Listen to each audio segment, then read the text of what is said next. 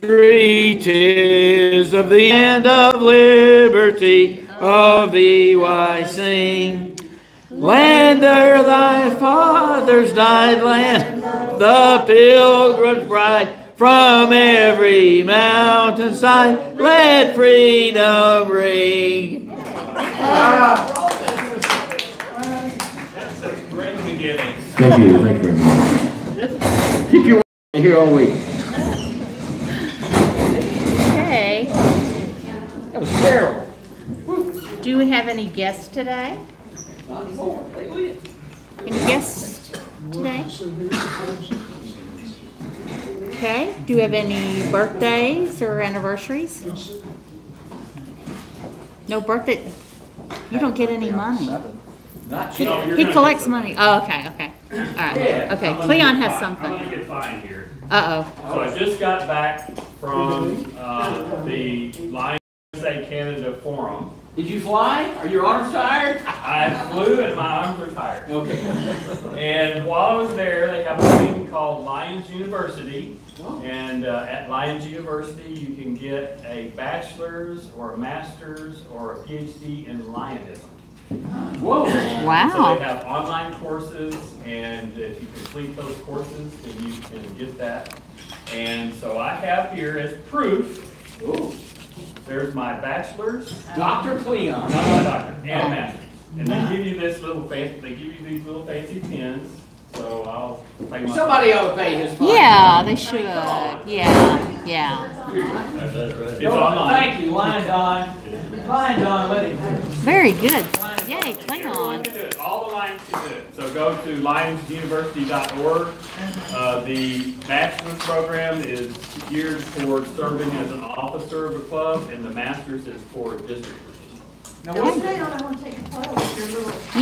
what's the website? Lionsuniversity.org. Interesting. Yeah. Interesting. I need some further education.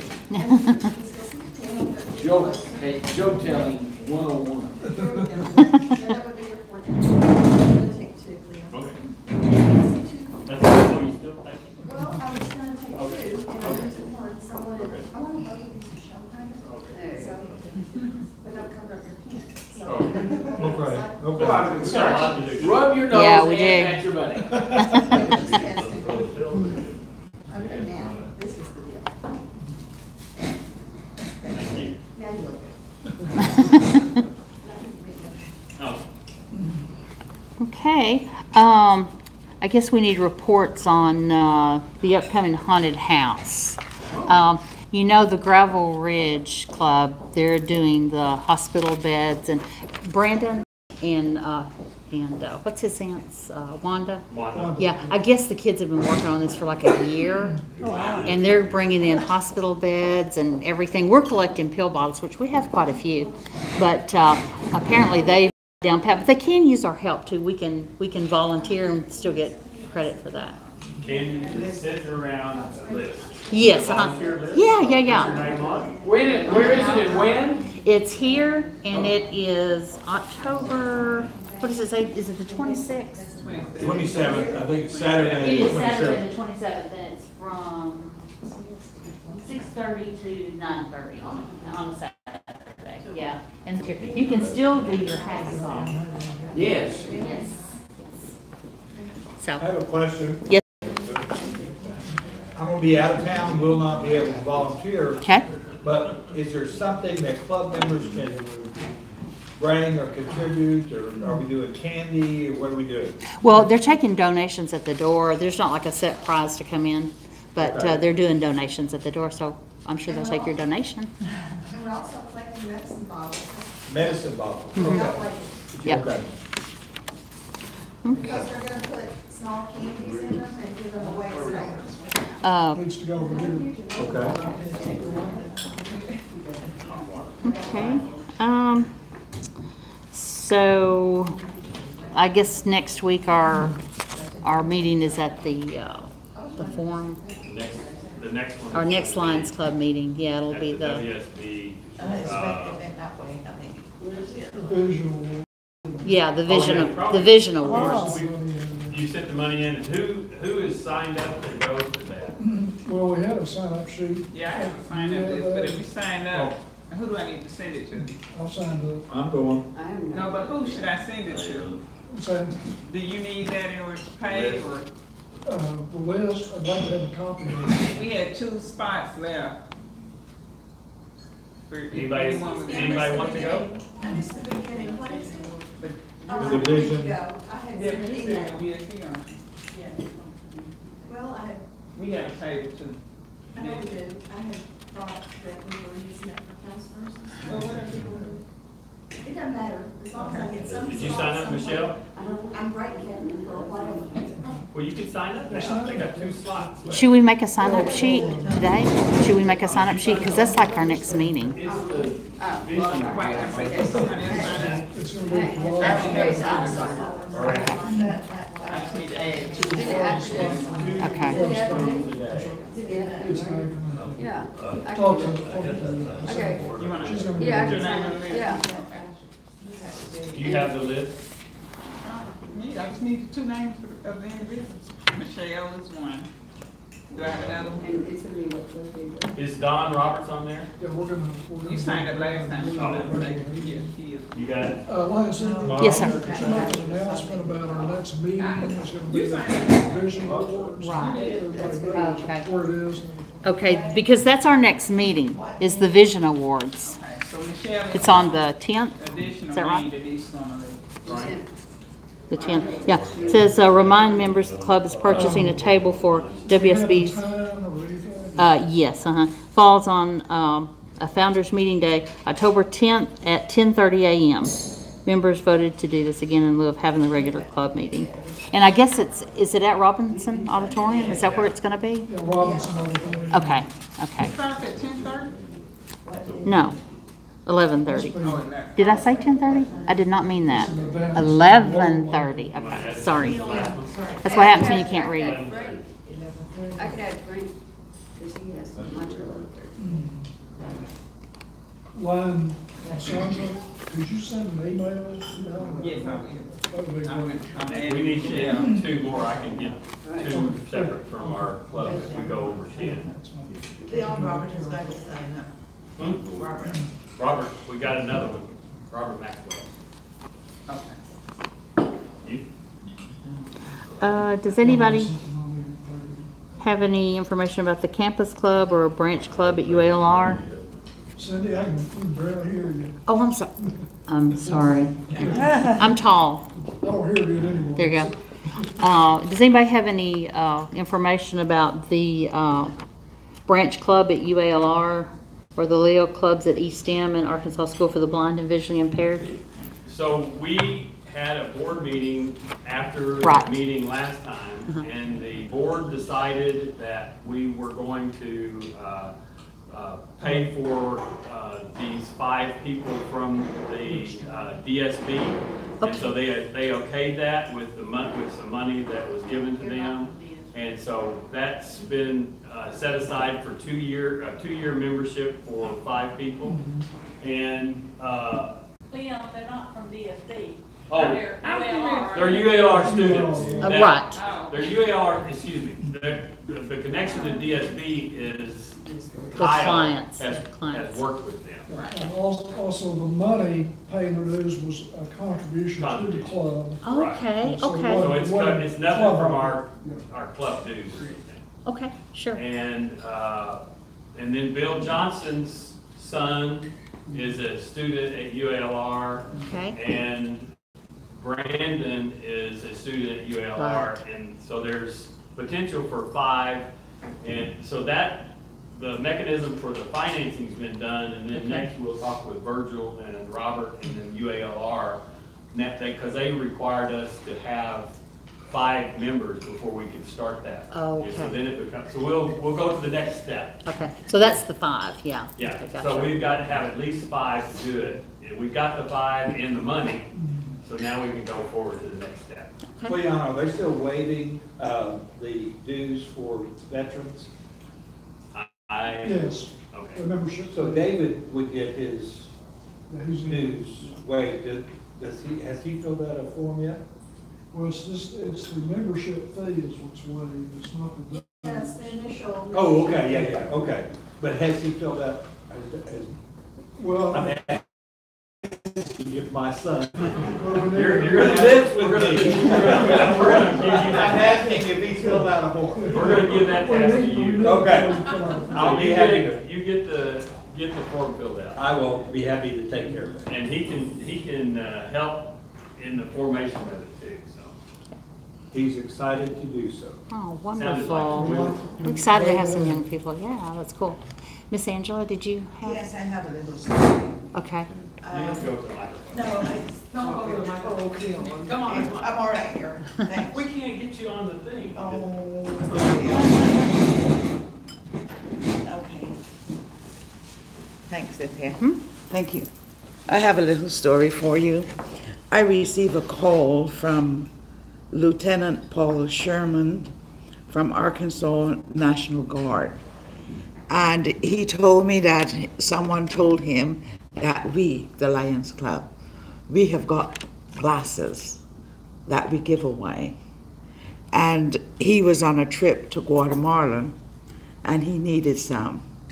Well, I was able to get him, a short space of time, 120 pairs with the cases and 15 pairs of sunglasses. And he was most grateful. He'll be taking them to Guatemala. He also said when he returns, he will give us a letter to that effect.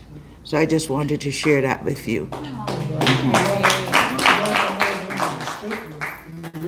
a speaker to the club.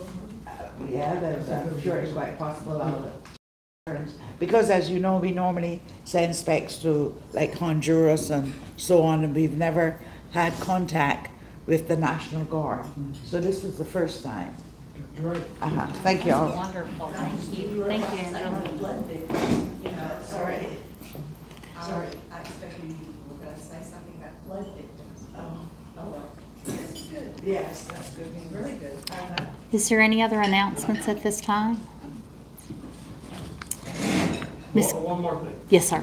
So also at there's a couple of things that I would like to say. I mentioned it to a couple of people earlier. Lions Club International has been growing and the membership is larger than it's ever been. However, in the United States and Canada, the membership has been declining about 7,000 per year for about 20 years. And one of the things that they reported at the USA-Canada Forum is that they've reversed the curse. So this past year, we finally stopped that downward trend. There's a lot of clubs that are adding members, and so in that particular constitutional area, there was only a decrease of about 100 or 200 or something. So that 7,000 that was dropping has turned, so that's really good news. Wonderful. And then the other thing is the international president again mentioned this is the 50th anniversary for Lions Club International Foundation, and they have a campaign 100 where they are wanting to collect $100 million this year. At the international convention, they collected 50 million of that 100 million already. There were some people in other countries that individuals that developed gave $1 million, and so they ended up getting halfway there. So that's the thing. So if you guys are interested in, they want every member to contribute $100 if they can. And so I've got these forms. Our club has been donating, but they want, for this capital campaign, they want to collect $100 million. One of the things a lot of people don't know is that the Lions trailer that we have in the district that has the emergency supplies for like tornado or hurricane victims was purchased through LCIF funds. So it's about a $10,000 grant. They said that Arkansas gets about 10 to 1 return. A lot of money that comes back in our contributions. And we have a trailer in our district, which we had at our market and bazaar.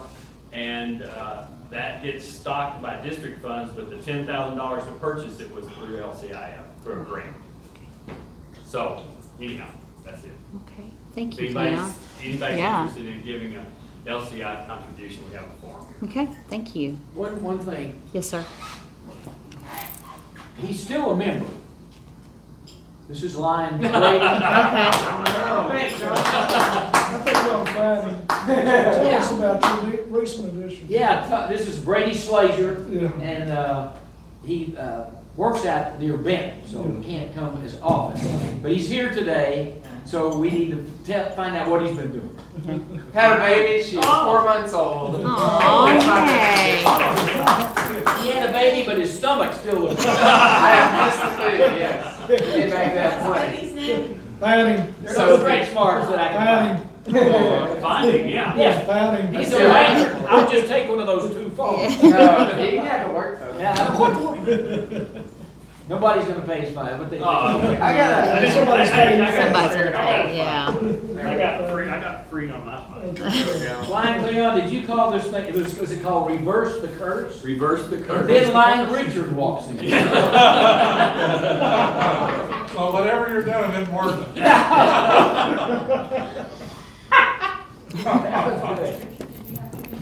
Okay. All right. Well, if there's no other announcements or business, I would like to call on or introduce Kandy Cayce. She's our first Vice District Governor. I got that right. Speed. Speech. That's hard. Barely. Thank you, Cindy. That was cruel. Pull the mic down. That's true. You should know.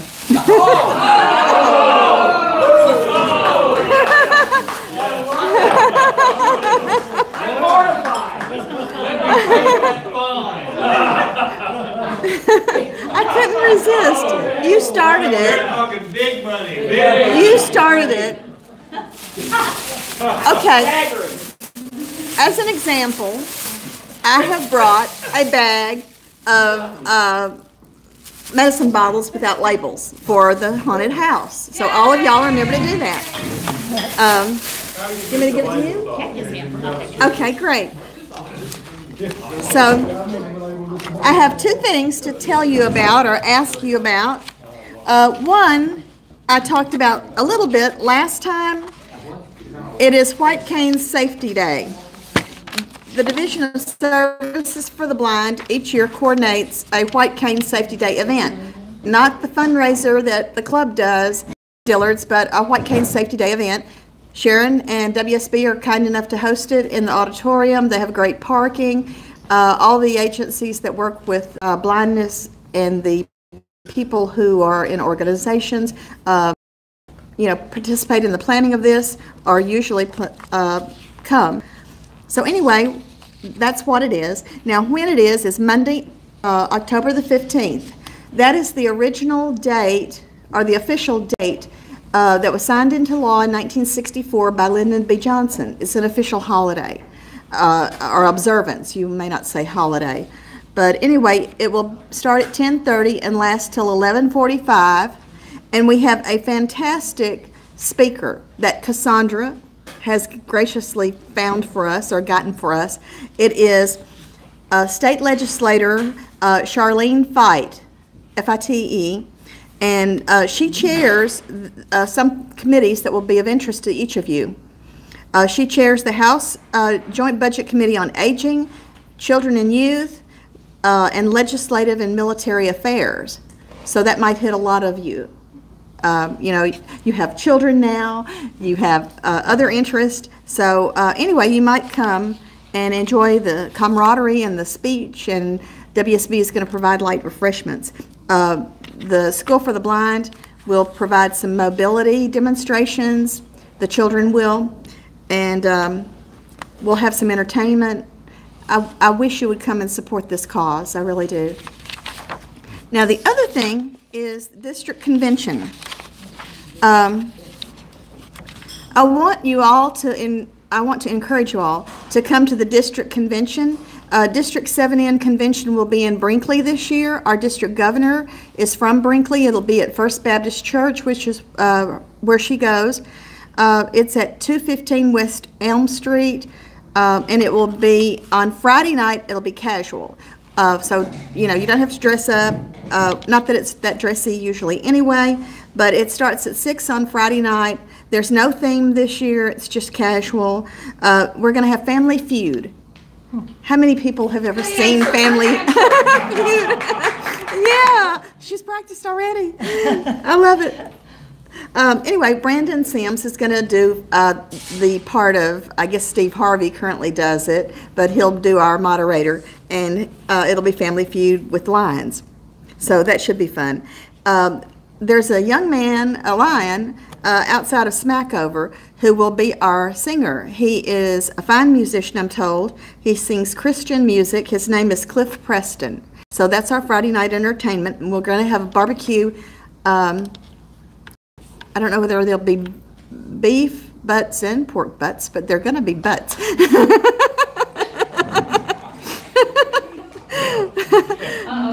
I'm making the men blush. Did you?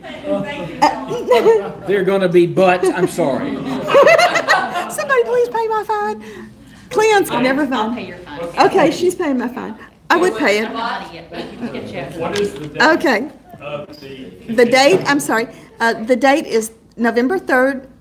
I'm sorry, Friday night is November the 2nd, Saturday's November 3rd. So the 2nd and 3rd, First Baptist Church, 215 West Elm, Brinkley, Arkansas, the Baptist Church. It's going to be good food, good entertainment, and fellowship. The registration is $30 in advance, $40 if you're coming at the door. The registration fee covers breakfast, breaks, other designated meals, and the seminars. Brinkley is close to Little Rock, so you could commute back and forth. Or if you're like me and you don't really want to get up at the crack of dawn and have to drive an hour in traffic, you can. We have a block of rooms reserved. The block of rooms is at the Days Inn in Brinkley. It's a group rate at $65 a night. Just mention you're with the Lions. $65 a night gets you a king-size bed. $69 a night for a room with 2 queens.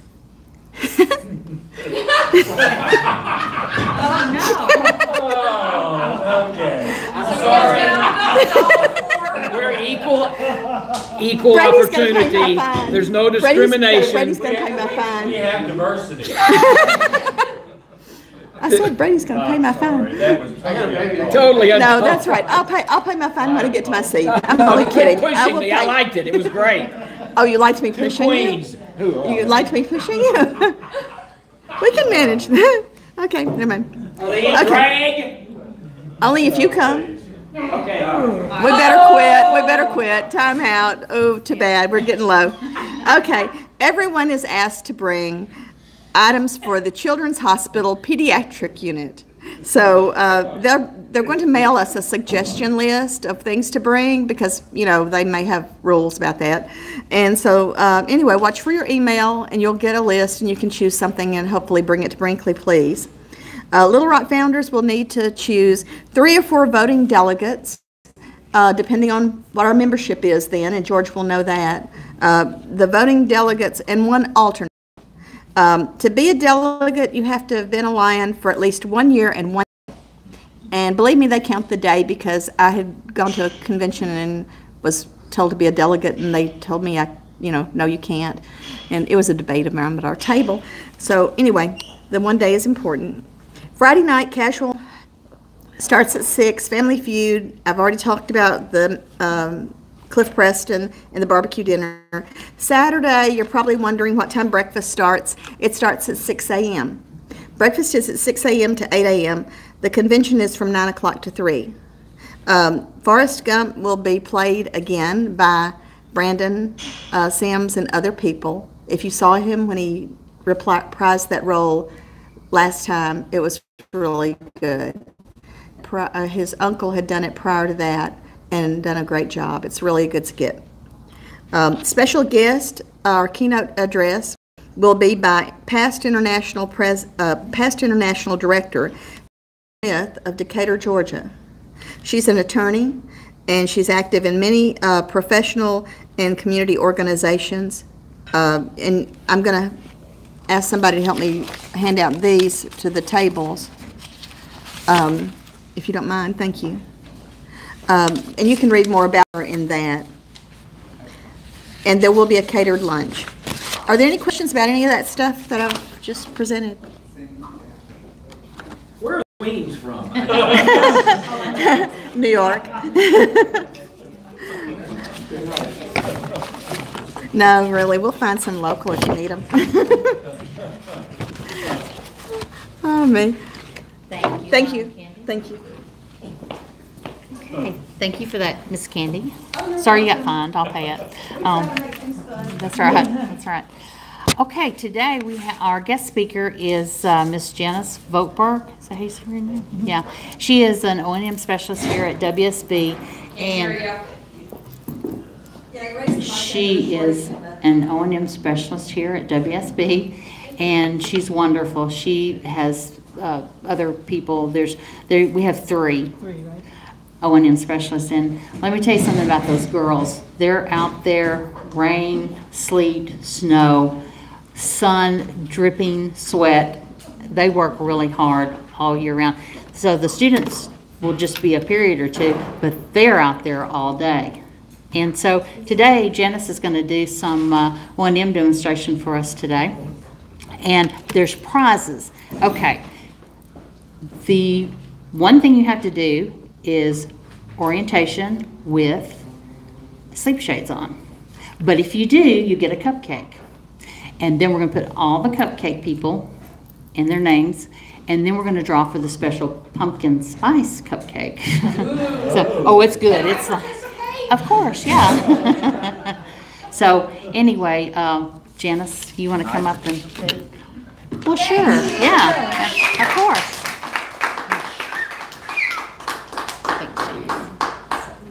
Okay. It's a new television. Well, let me know if you can't hear me. I usually work one-on-one with people, so I'm not normally standing up in front of a group of people. And I have a little bit of a cold, so I might not project real well, so hopefully I'm close enough to this microphone. As Cindy said, there are three of us. We work with virtually every client that comes here. Mostly this is a school to prepare people for a career. But if you're going to successfully have a job somewhere, you're also managing your home life, you're shopping, you're cooking, you're getting to and from work, you're getting around at work, you're using various types of technology to do the jobs you need to do. And our little piece in O&M is to assess the people who come to us to see where they're at with their orientation and mobility skills. Orientation and mobility means getting where you want to go safely and efficiently and hopefully gracefully, because we all like to look good. We all like to do things in a manner that looks good to others. But that's kind of the order of priority. Safety is most important, efficiency is next, and to do it gracefully is the third most important thing. Most of the people who come here have already had orientation and mobility training. So we're kind of seeing where they're at. Are there any gaps? Have they gotten, maybe some bad habits have sneaked in since they got their original training, which was maybe 10, 15 years ago or something like that? And we do also get some people who have lost vision later in life and are actually coming to us without cane skills. That's not the majority, but we do get that. We start working with people indoors first to make sure that their indoor travel skills are good, and just to learn this building. I mean, you guys all know this building is pretty confusing. And imagine getting here with no vision, whatever, let's say, and you have to get to 8 class periods a day scattered around the building, plus the cafeteria, plus your dorm room, plus maybe the nurse's office. And so just learning the building is a big challenge right there. Once people can travel pretty well inside, we work in the courtyard and around the block. Then we expand into residential neighborhoods. Depending on the skill level of the person, we might go to business districts and downtown. Oh, Arlen has volunteered to demonstrate. This is great. I have very aged and refined cane techniques. Are you typically a constant contact or two-point touch user? Those are the two most common techniques, the constant contact technique and two-point touch. Constant contact. Okay, do you want to demonstrate the constant contact? If you turn to your right, you'll have a clear field to travel for a ways. Oops, I should have you turn left to take about 2 steps. Ah. And take about 2 steps towards me. And now turn to your right. Now you've got a clear field for about 12 feet. There. This way? Yes, and just a little bit to your left. There, That. perfect. Okay. But if you want to stand to see better, you certainly can. You won't be able to not be able to see what he's doing. Yeah, we can. You can see what he's doing? Okay. All right, we are ready. So notice his cane is not leaving the ground. He's covering the full width of his body, just about as far as you can go. Go ahead and come back. He's covering the full width of his body. He's making 1 cane sweep per step. And he is in step. Slow down just for a moment. Do a real slow step so they can watch what you're doing. Okay. So notice when his left foot is forward, the cane is to the right and vice versa. And that's the podium, Arlen, so you're as far as you can go in that way. So It doesn't hit the ground. actually, his cane has been on the ground the whole time with the constant contact technique.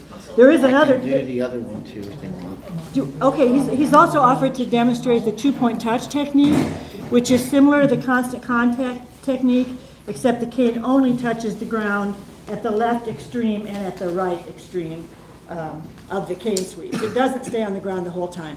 Hold up just a second while I explain. Partly it depends on individual preference, which technique people use, but partly it has to do with the floor surface or the ground surface underneath. The constant contact technique works well on smooth surfaces or when you want to be fairly quiet. So sometimes people use it indoors. It's also superior in detecting small drop-offs. So sometimes people will prefer that in an unfamiliar environment where they don't know what kind of shape the pavement is in. The two-point touch technique, since the cane is not on the ground the entire time, you don't have as much friction. So if you've got some coarse concrete sidewalk, shag carpet, something of that nature, it's a little easier to do the two-point touch. It's usually, it can be done more quickly, and if you're very familiar with your environment, you know there's no little nasty drop-offs or something, you might be more comfortable using the two-point touch. But individual caners, we try to teach them both, because both techniques have, like when people are approaching stairs going down, I always advise them to use the constant contact, because you don't want to miss that first step. So even if someone prefers two-point touch, if they know they're approaching some descending stairs, I suggest that they use constant contact. So there are certain times when people switch back and forth, but they will also have their individual. And Arlen happens to prefer constant contact, but he does know how to do two-point touch, and he's offered to demonstrate that for you. Take one more step towards me, Arlen, before you start, and now turn to your right. You've got clear field for about 12 feet. And you can go ahead and demonstrate when you're ready. He's going to encounter a table just shortly. But notice he realized when he did encounter that table because his cane touched it. And you're about to hit the wall, Arlen, about as far as you can go in that direction. Notice there's a slight noise generated. There are a few blind people that use, maybe more than a few, that you're about as far as you can go by the podium now. There are a few blind people that like the sound, echo sound, and can actually use that information to determine, oh, I'm in a big open space, oh, I'm in an enclosed space, oh, I'm getting close to the wall. Not everyone can do that who is blind. I wouldn't want to guess percentages, but there are definitely people that are good at that, and they would prefer Where's my chair? Two-point touch. Oh, I'm sorry, you was right there. And you're approaching the chair from the side, back of the chair is to your right. So yeah, good job, Arlen. Yep, go ahead, please. Janice, could you touch upon the difference between orientation and mobility? Okay, orientation actually refers to knowing, be able to tell where you are, where your body is in space, and if I have a target destination, let's say I wanted to walk toward Miss Cassandra, to have a sense of where Miss Cassandra is. When traveling around a block, knowing that you're traveling north and you made a turn to the right, oh, I must be traveling east. You know, that's orientation. That's knowing where you are, where you want to go. actually getting there, taking the physical steps, not falling over things, that would be mobility. And of course, obviously the two go hand in hand. Your walking technique could be excellent, but if you don't know where you're going, you're not going to get there. Your orientation could be excellent. You could know where you're going, but if you're not able to use a cane safely, you might fall and injure yourself, you know, on the way. So it's really necessary to have both skills work hand in hand. Please, sir. Can you talk about when students get here, approximately how long does it take the average student to be able to find all the places they need to go? The quote classic pre-vocational period is 4 weeks. People range widely in the skill level they arrive with. It is helpful if you have a little vision. You can catch on more quickly if you're low vision compared to having to deal with not being able to see anything at all, of course. Typically, we feel like if you can't see it all, it takes about 2 weeks just to feel like you can get to your classes. That's an average. Now, I've had people with no vision at all catch on in a few days, but that's the exception. I would say around 2 weeks if someone has no vision to just kind of get the main classroom areas and cafeteria and your own dormitory rooms. And then there are people that it takes longer. I think it's a little bit like, say, singing. Some people have beautiful pitch sort of automatically. Some of us, like me, can't carry a tune, you know, for anything. And I do think there's a kind of a natural range of aptitude, if you want to call it that. Not so much for mobility, but for orientation. However, within the range, within anybody's natural range, improvement, like with anything else, you can improve if you are taught and if you put effort into it. Is it true that people who are blind, that their other senses can be, what would be the word? Augmented or enhanced. Enhanced. Yeah. It doesn't happen automatically. That's kind of a myth that everyone who's blind can sing beautifully and has, you know, tremendous hearing. But if you can no longer use your vision to navigate with, and you really want to learn to get around, you're going to start listening. Your hearing doesn't improve automatically, and your listening won't improve automatically. But if you want to get places, you can work on your listening. That's a skill. That's something that you can work on. And even things we don't think of, like, I lack this skill, because as an instructor, I had to go under blindfold and try to do this. But many people who are blind can approach a wall at not too fast a speed and just sense a difference in the air pressure or something. And they know that, gosh, I'm getting close to a wall. I would guess most of us in this room, because we haven't had to develop that skill, we haven't had to pay attention to tiny differences in the feel of the air that we're stepping into. We don't have that skill. Or that echolocation that I mentioned earlier. Most of us probably couldn't do that if we put blindfolds on and then tried to decide if we were getting close to a wall just from the echo. Most of us would not be able to do that. But it doesn't come automatically when you lose your vision. It's a process of learning to pick up on your other skills and use them. And I'll pitch in, you know, add anything that you want. I was just going to say that sometimes it depends on the environment you're in. I was at my home a couple of weeks ago, and as I was walking closer to my building, I live in a townhome, and it's brick. So as you walk closer to it, you can feel the warmth coming off of the bricks from where the sun was shining. Sometimes, as she was talking about walking near walls, it's almost like I'm feeling a shadow, or something like that. It just depends. I know people who use echolocation and can get around quite well with it. I've never been able to do that, but some people are very, very talented at it. And I'm impressed with most of my clients. Their memory is excellent, because if I'm walking somewhere, you know, I can just, oh yeah, there's that house over there. Where am I now? Oh, that's that brown church. I remember that brown church. Well, if you can't see it all, you have to remember all the cues along the way and not get distracted. Keep track of where you are. I'm going uphill now. I know that means I'm approaching the next street, because I've traveled this route many times before, and I know when the steep uphill occurs, it means I'm getting real close to the next street.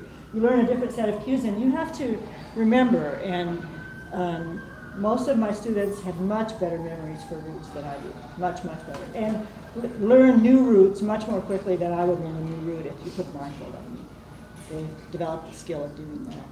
I'm the type of traveler that uses tactile and look different things in my environment that helps me create a map in my head of where I'm at. I used to be able to see before.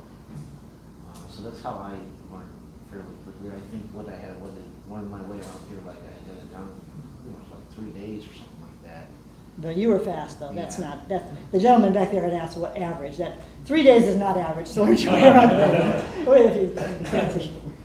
When you approach an intersection, what are the keys for crossing straight or how's that? I'd like Okay, to know something about that. Listening is the biggest thing. If you don't have the benefit, you're also going to be using your cane. Typically, let's say it's in a residential area, typically there's a slight downslope as you approach the street.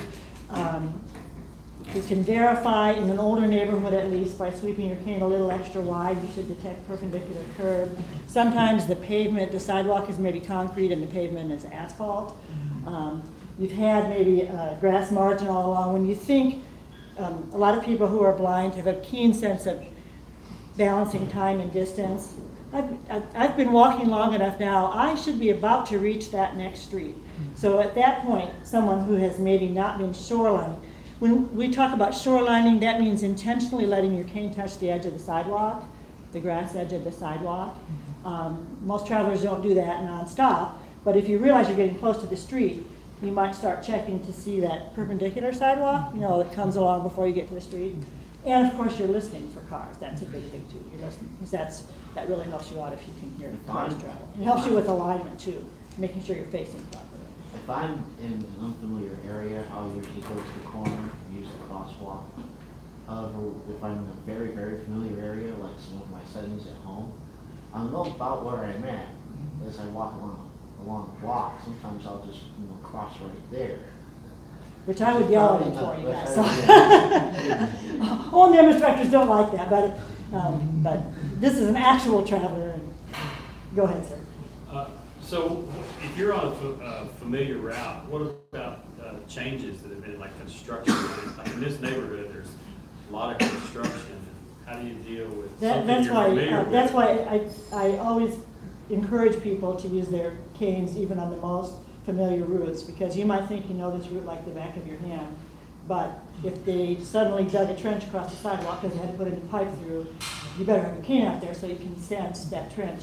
It's good in your own neighborhood to know more than one way to get to close by things, in case there's a semi-long-term blockage of your regular route, so you have an alternative way of getting there.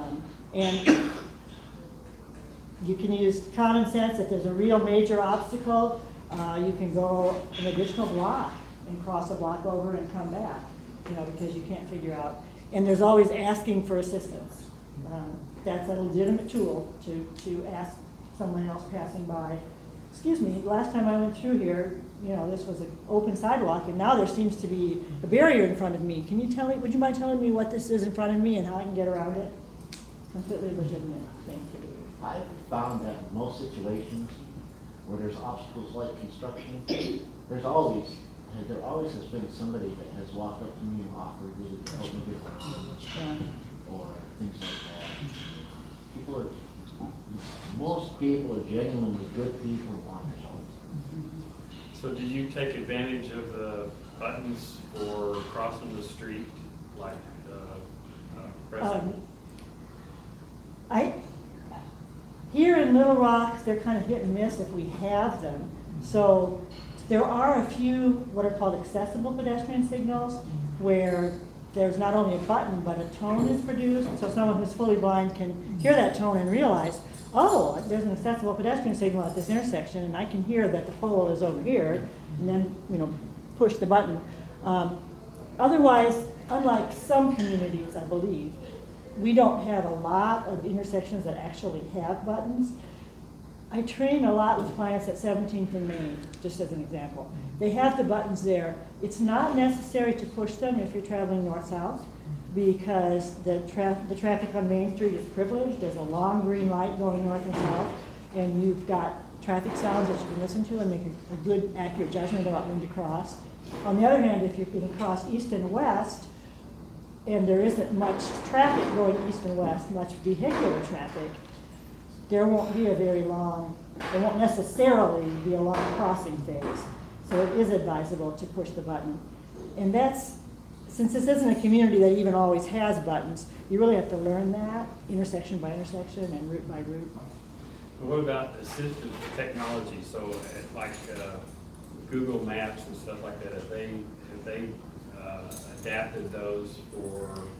They have some assistive tech, and Arlen's can probably give you better information than me on this because he's way techier than I am. So pitch, I'll say something, but you pitch in on. There are, so I'll say a little bit and then he'll probably correct it. There are some programs out there. They're designed for individuals who are blind to use. I am still not real thrilled with any of them in Little Rock for traveling in unfamiliar areas. We have a lot of streets in Little Rock that don't have sidewalk still, and we have some crossings that aren't very safe. And the navigational devices that I'm familiar with don't take that into account. They come up with a quick, short route between where you are and your destination, and they'll direct you on that route. There may be a much safer route. My favorite is still, well, there used to be a Trekker Breeze. It was a freestanding navigational aid. They've incorporated it with the Victor Stream now. And it's more of a nuisance if someone's blind because it's a separate piece of equipment to carry. It's about the size of a cell phone, though it's not real big. And you can pre-record routes in there, so you could get someone to assist you once, and you've got that route banked. Let's say it's your dentist and you only go twice a year for your tooth cleaning. But that route is in there, and it can be a safe route. So I like it better. But Arlen, what navigational aids do you prefer? I've heard some things. I know there's some things I think for the iPhone, and she was talking about there's the Victor Trek, which is the Victor Stream with a GPS device built into it. And The Victor Stream is a recorder, so yeah, combine some different technology. Yeah. I've never really had any experience with adaptable or accessible GPS until, and I say that because just last week I was able to get a Galaxy S9 Note on a really, really smoking deal through Best Buy. And yes, I do have. In fact, in the past 2 days, my phone has gone from being the Cadillac of Androids to being the Jaguar, according to ATI people downstairs. And a friend of mine helped me locate an accessible GPS app for my phone.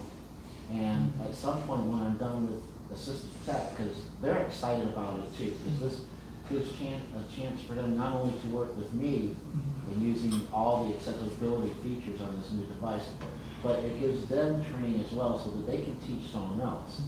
The lady who's working with me is putting together lesson plans and documenting everything we do, because working with me and working with this device helps augment their program. And as I was explaining before, there's an accessible GPS app that I'm going to try. When I'm ready to start working with it, I'm going to slot in for O&M so that I can work with one of the orientation mobility instructors here on this, and maybe do some things around Little Rock. So this is a whole new experience.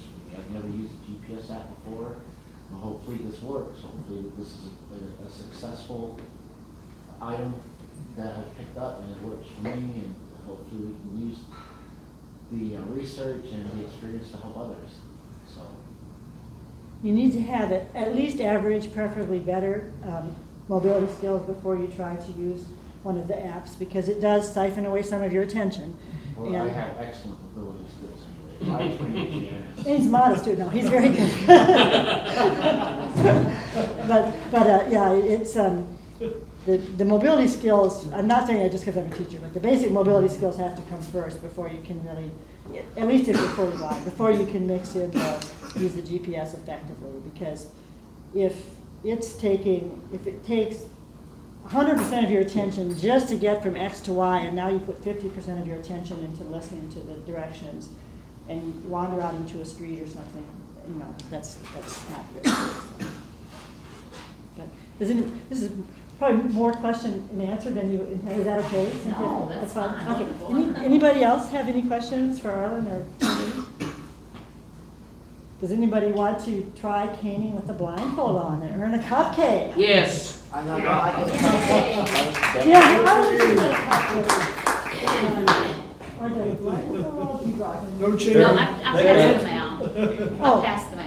Oh, you already passed them out. Oh, Not okay. mobile enough to get the. How do we do this? You put the blindfold on. Just do it with Glasses on. That's, You can take off the glasses. Take your glasses. Wait, I don't get these. All right. So if I would actually begin in the field. Yes. Just to meet you, I've got my hand out, let's shake hands. There you see. Yes. The basic grip on a cane is a handshake grip. So you're gonna hang on to that cane just about like you. Okay, all right. Shake Kane's hand. Kane's Don't hit anybody. Yes. Not a ball Step your man. first finger out along the flat surface of the cane. Okay. That's called the grip that you're All going right. to right now. Okay. The cane tip is gonna stay on the ground. On the ground. Your basic position for traveling with a cane is to have your hand at belt buckle or midline position. Okay. So this might not be the ideal. I might not have the ideal length for him. I mean, these are. I just brought 3 canes, so these are not necessarily going to be. You can't get by the short joke. I know. Where are you doing? No, I think if anything, you might need a longer cane. So that's not. Okay, you should bring your cane a little bit more toward the center of the Okay. body. When you move a cane, you don't want to use your shoulder muscles. You'll fatigue very quickly. You don't want to use the elbow muscles. The elbow is really designed for up and down, you know, raising a glass or something. It's not really designed for left and right. So it's the wrist muscles that are going to do most of the work. Yes, but leave it when you leave that cane on the ground. Okay. And you want to be relaxed. Imagine that your hand is a door you can in the breeze. And that cane is just swinging back and forth. He's actually recovering very nicely. I don't know how much you guys can see, but we want a couple things to happen as he's swinging. We want him to cover the full width of his body plus a couple inches on either side. Because if his arcs are too narrow, there could be, let's say I'm an obstacle. No, I did that on purpose. Now, he detected me because his arcs were wide enough. If he'd been doing little dinky arcs like this, I could be a telephone pole right here and he wouldn't know I was there. So we want the cane to cover the full width of the body plus a few inches. And we do want it to be symmetric, meaning it goes as far to his left as it does to his right, because there'll be a tendency to veer if you swing your cane way off to the left and not very far to the right. Pretty quick you'll find that you're trapped. Or your wrist better be in shape. Yeah, we don't have a huge clear space here. Go ahead and come toward the sound of my voice. Keep that cane moving, and he's doing fine. So, and you're going to touch me in a minute. No, that's fine. I mean, this is, so see, he's not going to run into something and not know there's an obstacle because there's my big feet here, so he's going to detect that right away. So, yeah, let's give him a big hand for being ready to. My next pick come up with a longer route because we were going to run into furniture. No, you look better with the blindfold on. Thank you, thank you. No, you did very well for someone starting out. That was a pretty short trip, though. That was short. I didn't really plan ahead. We had furniture and a cable, and I didn't want to walk him through that cable. That would have been cruel and inhumane. Are you going to try it, Kandy? No. Oh. I get surgery. You're going to have to I'm still having trouble. Remember? Anybody else? Will you come up? Okay. So I'm going to shift off over here so that a little bit further that she can travel. And just to show about sizing, this is a little bit long for her. We typically go mid-sternum or about armpit height, but this will be good enough for her. Actually, take my arm for a moment. I want to give you the maximum length to walk. So we're going to start in the front and have you walk towards your friends. We're going to bring you around me and return. We do go over human guide too. There's actually an art to that. Okay, and I'll do the same thing as with the other gentleman. We'll shake hands. Are you right-handed? Right. Okay, so we'll shake hands. Nice to meet you. The cane grip is called a handshake grip. That's actually the name of it. Okay. So you're going to hang on to that. No, just like shaking hands. You got it. You got it. Okay. And there is a flat surface to the cane. Pivot so that you got your finger on that flat surface. My index fingers on Yeah, that. you can use the finger muscle a little bit. Plus, your first fingertip is very sensitive. So picking up a little bit of information if the cane goes over a rough spot in the road or something, That's after that we relayed up here. Again, as I told the other gentleman, the primary motion is going to be through your wrist, and then moving your hand. You're going to relax, very relaxed. You can feel it relaxing. We're going to want to have your cane a little more towards the middle of your body. That way. Yes. Okay. So stand in place and just swing the cane back and forth for me. A little bit wider on your right. Back and forth. Just gently. Imagine your hand is just on a screen door, just blowing in the breeze. Okay. And this is probably actually a little wide. We would, as you practice, we would trim that down a little. But I'm going to take it to start with. And this is fine to start with. I'm going to get in front of you a little bit, and I'm going to keep talking. When you get in front of you, and I'll tell you when to start, then I want you to walk towards me. And just keep that cane swinging. Okay, please come towards me. Keep the cane moving back and forth. Excellent. You're doing very well. You're aiming for the sound of my voice. This is how we start going down the sidewalk, to a good quality sidewalk. And notice she is maintaining a nice straight line. And she was a little nervous at first, but now she's got her cane arcs pretty symmetric. She's a right-hander, so they're a little wider on the right. And that's typical for a right-hander. Lefties tend to cover a little too far on the left, so something you have to work at. And she almost has a natural tendency to be in step. Go ahead and stop for a moment. I'm going to have you with your left hand take my arm and turn, because they won't be able to see you in a minute, so you got to turn you around. Pretty soon after starting with cane technique, we start talking about being in step. And want you to put just your left foot forward as if you're going to step on. Ideally, when she's in this position, there's two possibilities. Either her cane could be off to the left and her foot could be off to the left. That's considered out of step. You stay just where you are for the moment. If I'm a telephone pole, you know, I can be pretty close to her and she's not going to pick me up till the very last minute. In step position, if her left foot's forward, the cane is off over in this direction. At least, worst possible case scenario, at least she kicks me before her face smashes into me. You see, so you see the advantage to that. So some people have a lot of trouble picking that up, and some people you almost do it naturally. Some people have a tendency, you know, I don't know if it's because they're musical or whatever, they'll forget spontaneously. I'm not successful in teaching it to everyone to do stuff, but most people can learn to be in step if they work on it. So when you have your shoelace, let me just have my shoelace in, so I don't trip. That would make an interesting demonstration. Please come towards me again. Now I need a little bit to your right. I broke my own rule. I didn't keep talking constantly. I'll keep talking constantly this time. So you have a voice target to aim for. And at the moment, if I don't distract her, she was in step. Notice that as her right foot goes forward, her cane is switching to the left, and vice versa.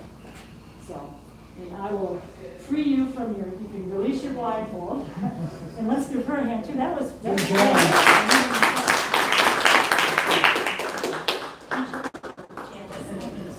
You're welcome. Before we break up, Dennis, would you say something about how important it is to us as sighted guides on how to guide a person who is blind, especially down steps? Yes, okay. So several things if you're guiding. Number one, always ask the individual if they want assistance. It would be very rude of me to come, oh, let me show you where the such and such is, and just grab this gentleman's arm and touch. You wouldn't want to be treated that way. So you always would, I would go off and say, sir, can I see you're new here, can I assist you in finding the then related to that, the individual takes your arm. So if I was guiding Miss Katie, can I assist you to the business office, Miss Katie? Please. Okay, we're going forward now. And then if there's stairs especially, I need to tell her, let's pretend there's some downstairs here. Okay. I need to tell her two things. Obviously the stairs are coming up. Miss Katie, there's some stairs in front of us. These stairs go down. There's a railing on your left. There isn't really, this is fictitious. Please go ahead and take hold of the railing. And you want to give them that chance to take hold of the railing. Especially if you haven't done practice in human guide, I think it's better if you have the person use the railing and not. It is possible to human guide someone holding your arm, but we would really need to train more on that, on steps. If you're on the level, the way that Miss Katie and I were traveling, where she's holding on to me is fine. If it happened to get narrow, so say Miss Katie and I were walking along, And let's pretend there's another table off to our right. We really don't have much space here. I could tell Miss Katie, well, we're going through a narrow passage. Please step behind me. There's a couple ways to do this. Some guides put their wrist in the small of their back, and some kind of do the elephant's tail method, go traveling single file. That's not as efficient as traveling nearly side by side. So you only do it when you have to, when it's really narrow. There's some special ways to reverse direction and so on, but those would all take some practice at the end. I mean, I think the big considerations, offer your services, don't just assume and grab the person. Let the person take your arm. Always notify of any stairs or obstacles, whether it's up or down. Individual plenty of time to grasp hold of a railing. If you're short, I don't have this problem so much, but be aware of anything overhanging. Like if Miss Katie was guiding me and there was something right about here, she fits underneath it just fine.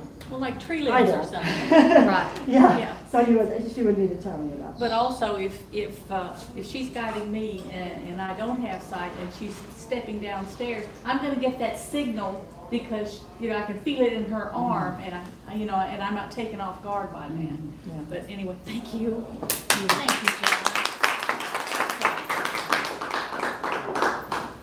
Thank you so much, Janice. That was wonderful. Thank you. And actually, anybody can have a cupcake if you want. She lured you to yeah, that's right. That's it. Or 3 people. So. Okay. Does anybody have any questions or other business at this time? Because we're out of time. We meet on the 2nd and 4th Wednesdays of each month. Next meeting is October 24th. And the next meeting is the forum. Yes, on the 10th at the Robinson Center at 11:30. Okay. Yes, sir. We'd like to speak with somebody about the haunted hospital. Oh, okay. I'll talk to you about that in a minute. Okay. If there's no other business, we're adjourned. Yeah. Oh, I'm sorry. Yes, sir. Please. The tournament is a week from Monday.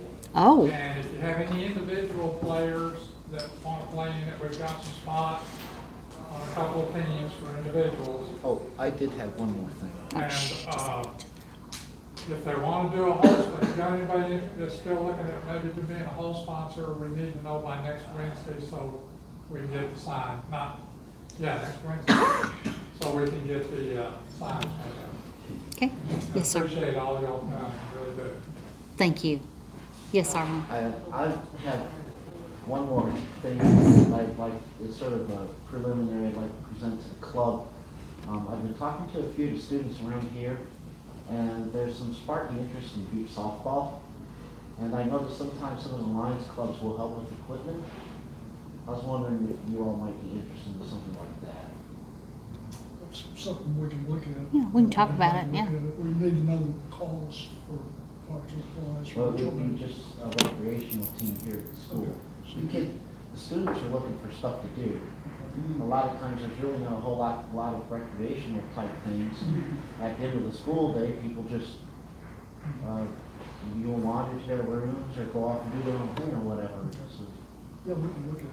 Yeah. It's basically just a beeper baseball. Is that what we're talking about? Yeah, the beach softball. Beeper softball, yeah. and it's just a ball, right? I mean, that's you don't have a beeper bat, do you? Well, we would need the whole kit and caboodle. I don't think there's any equipment here. We need beach softball, the toned bases, the equipment, the batting and catching equipment. So I mean, yeah, it would be a whole venture.